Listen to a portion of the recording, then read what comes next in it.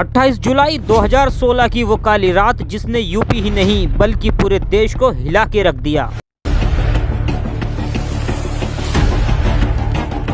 कैसे एक काली रात ने पल भर में एक परिवार की हंसती खेलती दुनिया को उजाड़ के रख दिया।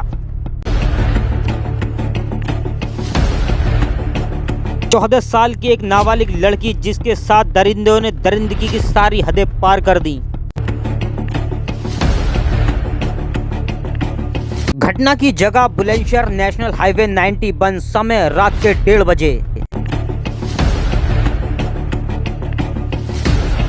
घटना 28 जुलाई 2016 की रात 1:30 बजे की है, जहां नोएडा का एक परिवार अपनी कार में शाहजहांपुर किसी की 13वीं में जा रहा था। तभी उनकी कार बुलंदशहर के नेशनल हाईवे NH 91 के पास के गांव दोस्तपुर से गुजरती है। तभी उनकी कार पर कुछ हमलावर द्वारा हमला किया जाता है। वो जैसे ही कार को रोकते हैं तो कुछ बदमाश उनको बंदूक की नोक पर बंधक बना लेते हैं और उनको सुनसान जंगल में खींचकर ले जाते हैं। उस रात उस कार में 6 लोग सवार थे। एक 14 साल की नाबालिग लड़की और उसके माता पिता और उसके ताऊ और ताई और तहेरे भाई। बदमाशों ने सभी पुरुषों को हाथ पैर बांधकर जंगल में डाल दिया और 14 साल की नाबालिग लड़की को उसकी मां के साथ में गैंगरेप किया। जी हां, हम आपको बता दें कि उस रात उस 14 साल की मासूम लड़की का उसके जीवन का सबसे पहला मासिक धर्म आया था, लेकिन फिर भी उन हैवानों ने उस मासूम पर रहम नहीं किया और बारी बारी करके दरिंदगी का अंजाम देते रहे। बदमाशों ने उस रात उस कार को लूटने के इरादे से रोका था, लेकिन उस 14 साल की मासूम लड़की को देखकर उनके अंदर का हैवान जाग उठा और उन हैवानों ने उस मासूम की हंसती खेलती जिंदगी पल भर में तबाह कर दी। घटना के बाद पीड़ित के पिता ने 100 नंबर पर पुलिस को 100 से अधिक बार फोन लगाया था, लेकिन अफसोस के कोई सुनवाई नहीं हुई। और जब 100 नंबर पर कई कॉल लगाने से कोई सहायता नहीं मिली तो पीड़िता के पिता ने अपने किसी रिश्तेदार को फ़ोन लगाया और वो पुलिस को लेकर घटना स्थल पर पहुंचे। गांव के लोगों ने बताया कि उस घटना के बाद गांव के लोग बाहर जाने में भी डरने लगे। हर किसी ग्रामवासियों के चेहरे पर एक अजीब सा खौफ दिखाई देने लगा। इतनी बड़ी घटना घटने के बाद भी पीड़िता के परिवार को मेडिकल जांच के लिए दर बदर भटकना पड़ा। आखिरकार घटना के 24 घंटे बाद 30 जुलाई की दोपहर को मुकदमा दर्ज हुआ और पूरा केस CBI को जांच के लिए सौंप दिया गया। काफी जांच करने के बाद 11 आरोपियों के नाम प्रकाश में आए, जिसमें कि 2 आरोपी पुलिस मुठभेड़ में ढेर हो गए और एक आरोपी की कोर्ट में सुनवाई के दौरान मौत हो गई और वहीं 5 आरोपियों को कोर्ट ने 22 दिसंबर को आजीवन कारावास की सजा सुनाई और 1,81,000 प्रत्येक मुजरिम पर जुर्माना लगाया।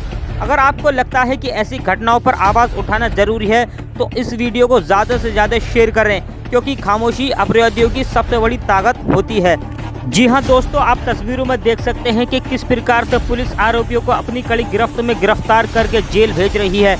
जी हां दोस्तों, ये वही दरिंदे हैं जिसने एक परिवार को तबाह करने के लिए पल भर भी नहीं सोचा। जी देख सकते हैं आप, इनके चेहरे पे जरा सा भी खौफ और डर दिखाई नहीं दे रहा है। ऐसा लग रहा है कि इन्हें अपने किए पे जरा सा भी पछतावा नहीं है। समाचार 24 लाइव से नदीम खान की रिपोर्ट। धन्यवाद।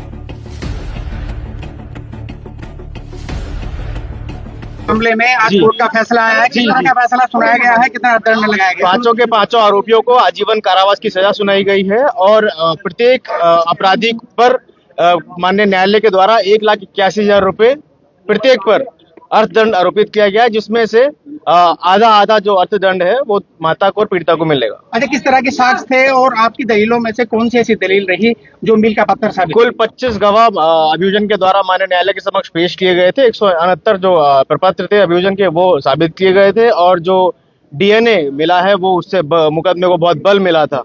अच्छा, कोर्ट ने किसी तरह की इस मामले में कोर्ट माननीय न्यायालय ने all the credits go to the honourable court of the OP Verma साहब कोर्ट ने ये संदेश दिया है कि जो डेमंस है, इस तरह के राक्षस है, उनको सभ्य समाज से दूर रखकर जेल में रहना चाहिए। अच्छा, जो पीड़ित परिवार है वो बार बार फांसी की बात कर रहा था, इस पूरे केस में रेयरेस्ट और रेयर की कोई कैटेगरी दिखी प्रोसिक्यूशन की तरफ से? नहीं, यहाँ पर ये उल्लेखनीय है कि उस समय कानून में 376D में और 6 पॉक्सो में मृत्युदंड का प्रावधान नहीं था।